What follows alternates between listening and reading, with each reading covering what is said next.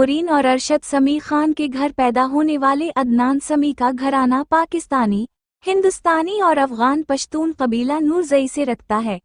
इनकी बाज़ म्यूजिक एल्बमों को जनूबी एशिया की सबसे ज्यादा फरोख्त होने वाली एल्बमों की फहरिस्त में शामिल होने का एजाज़ हासिल है। द टाइम्स ऑफ इंडिया ने इन्हें मौसीकी का सुल्तान करार दिया है। अदनान 15 अगस्त 1971 को लंदन में पश्तून वालिद अरशद समी खान और कश्मीरी वालिदा नूरीन खान के घर पैदा हुए। वो अमीर खानदान में पले बढ़े और मुमलिकत मुत्तहिदा में तालीम हासिल की। अदनान के वालिद ने पाकिस्तान फिजाइया में कैरियर का आगाज किया था, ताहम बाद अज़ां इन्होंने दुनिया भर के 14 ममालिक में पाकिस्तान के सिफारतकार की हैसियत से नुमायां खिदमात अंजाम दें। अदनान के दादा जनरल महफूज जान का ताल्लुक हिरात, अफगानिस्तान से था और वो शाह अमान अल्लाह खान के दौर हुकूमत में अफगानिस्तान के 4 सूबों हिरात, काबुल, जलालाबाद और बल्ख के गवर्नर रहे थे।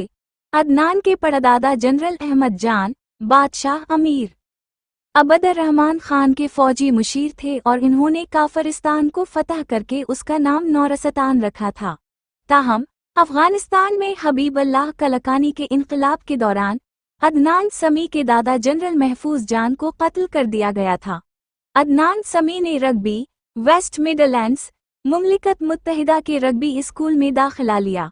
इन्होंने लंदन यूनिवर्सिटी से सिहाफत और सियासियात में बैचलर की सनद ली।